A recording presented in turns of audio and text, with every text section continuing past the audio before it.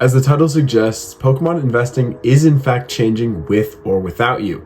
My name is Jack, you're watching JBTCG, and today we're going to talk about what is going on in the Pokemon TCG market right now, and I'm going to give some of my bold predictions for what I think is going to happen in the 2025 market. And it's going to be insane. No matter what, the 2025 market for Pokemon is going to be bonkers. The demand is way higher than we've seen in the last 3 years, and people are coming out of the woodwork to make Pokemon YouTube channels. I've seen 3 new channels that have started making content in the past 3 weeks about Pokemon investing or making money in Pokemon. It's crazy. Like, this is another level. And dare I say, it's 2020 all over again. Also, apologize for my appearance. I've been a little bit sick, so my nose is kind of runny and inflamed.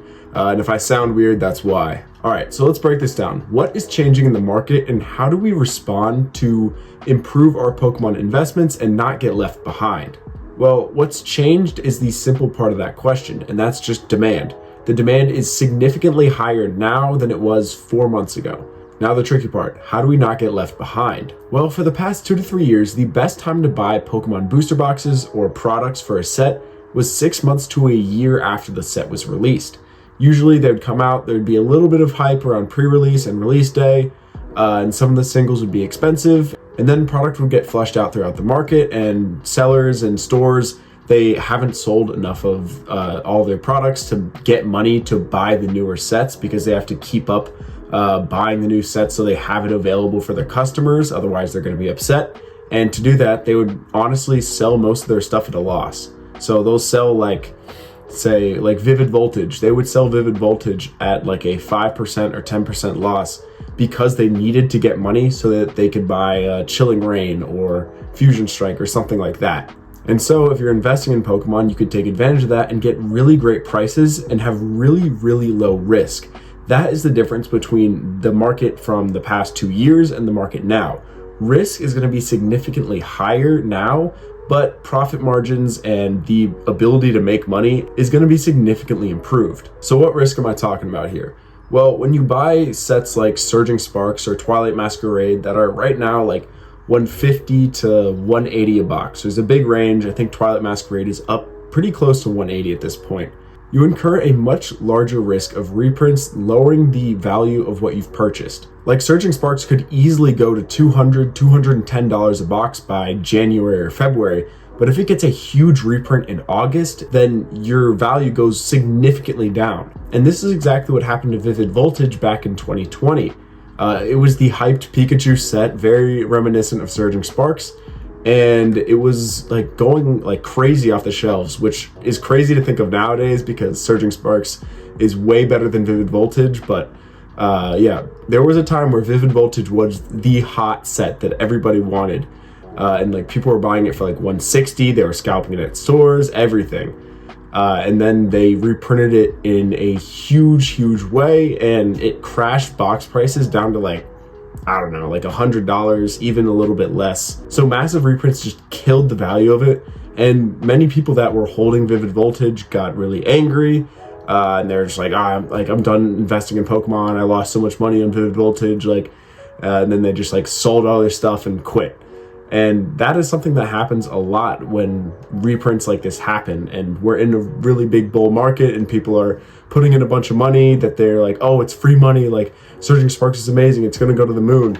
No, there is a real possibility of reprints dragging prices back down.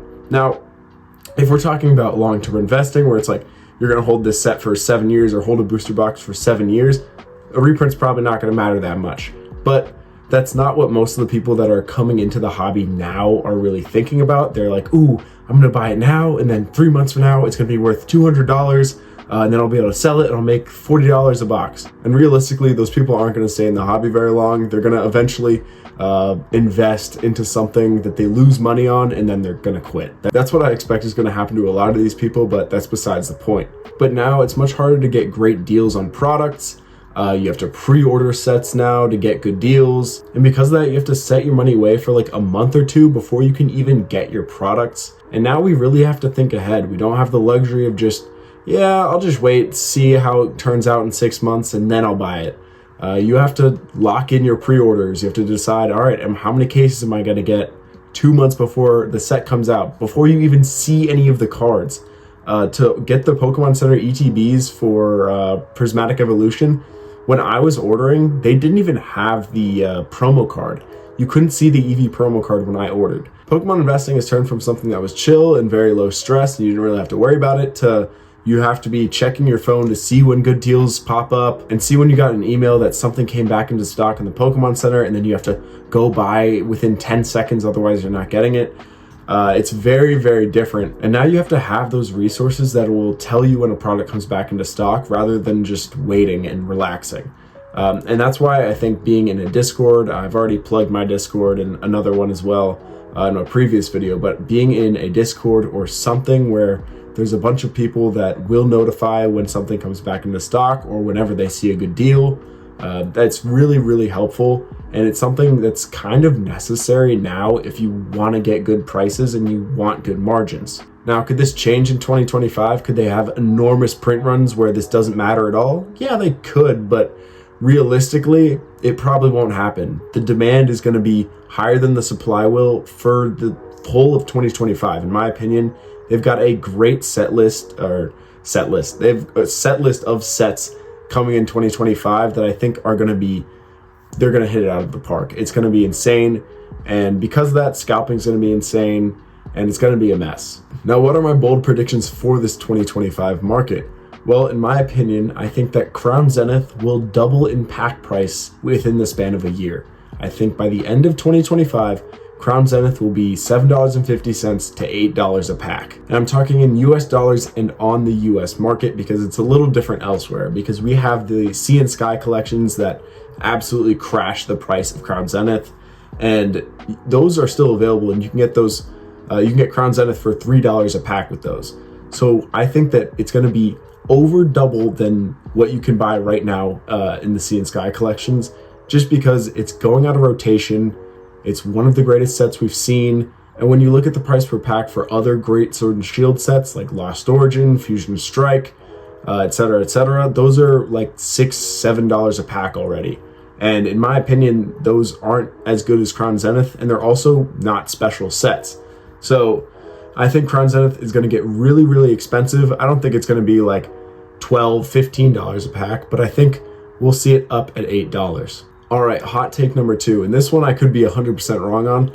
I think every single Scarlet and Violet main set will be worth at a minimum of $120 a booster box when you look on TCG Player. I'm not saying if you got some crazy deals on TikTok Shop. I'm thinking every single set on TCG Player will have a booster box average price or market price of $120 or more. And when you look at sets like Surging Sparks and Twilight Masquerade, you're like, yeah, of course, those are already above $120. Paldea Evolved as well. But what I'm saying is Scarlet and Violet base, Paradox Rift, Temporal Forces. I think Obsidian Flames is already almost at 120 or above 120 right now, which is crazy. No one's talking about Obsidian Flames, but it's actually getting really, really expensive. The ETBs are already, they're at like, I think it's like $38 or like $40 on the open market. It's crazy. And like, I was buying them 2 months ago for dirt cheap on TikTok Shop. And people were like ragging on me in the comments of my investment video saying like, why are you buying these these ETBs? You should be buying booster boxes. And those Obsidian Flames ETBs cost me like $24, $25 per, and now they're worth $40 each. Obsidian Flames is a sneaky set. It's actually getting really expensive. But I think every single set will be $120. I think the hype for all the new Scarlet and Violet sets will kind of make the whole water level rise a little bit. I'm not saying these sets are going to be super expensive and like $150, but I think the entire water level for the Scarlet and Violet era will rise in the next year. Now for a Sword and Shield prediction. This is going to be that Lost Origin, Fusion Strike, and Chilling Reign are all worth $280 a box or more. And if you're wondering, that's about a 20 to 30% gain depending on the set. Which, if you look at it from like a S&P standpoint where it's like 10% year over year, that is a huge year. But a lot of people are going to be like, well, it's, yeah, I mean, Lost Origin, of course, it's going to be $280. That's easy math. But when you look at it from a percentage gain standpoint, that is a lot. That is a lot of money for these booster boxes, especially considering they're $140 like 6 months ago. So that is my prediction. I think every single one of those sets will be just below $300. I don't think any of them will be like 350 plus, but I think they'll be pretty expensive. Now for my second to last prediction, this is going to be that some massive reprint is going to happen for some popular set, and it's going to crash the prices. I'm saying 20 to 30% down from their highs, and I'm talking about a main set reprint. So I think maybe Twilight Masquerade, I think that's a set that really needs a reprint. So I think that's going to happen, and then a lot of people are going to get really, really angry, and then leave the Pokemon hobby, sell off their stuff, and like get really angry in some comment sections or on the Pokemon investing Reddit. So that is my prediction. I think one set from the Scarlet and Violet era will get a huge reprint, and it's really going to piss off a lot of people. Now for my last prediction, this is going to be that X and Y era products are going to go up 20 to 30% in the year. This is because Megas are returning to the Pokemon TCG and just the Pokemon mainline games with Legends ZA. And I think with that, a lot of people are going to want to go back to the XY era, or people that were in Pokemon in the XY era that left maybe through Sun and Moon or Sword and Shield. They'll be gonna drag back in and return to the TCG, and they're gonna want to collect what they used to collect, and they'll have nostalgia too. And the Mega Evolution era was great. XY was awesome. There's some really cool card arts. And I'm not saying the singles are all going to go up, because it's kind of hard to track older singles pricing just because the condition varies so much. But I think the booster boxes will go up 20 to 30%. So that means Roaring Skies and Primal Clash will be well over $1,000 in my opinion.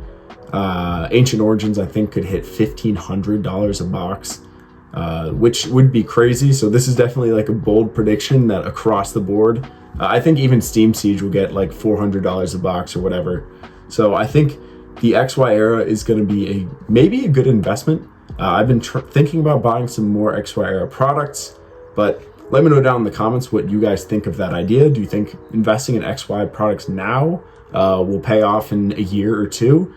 I think it could, but I don't really know how that demand will be. I don't know if people really will want to go back to the XY era and it'll shoot prices up that much, but I guess we'll see. Regardless of what happens, 2025 is sure to be interesting, and there's definitely going to be a lot of content that I get to put out, because a lot of stuff is going to happen, good and bad. But that's all I got for today. If you're new here, consider subscribing. I put out Pokemon and Pokemon investing content every 2 to 3 days. And as always, thank you guys so much for watching, and stay safe out there.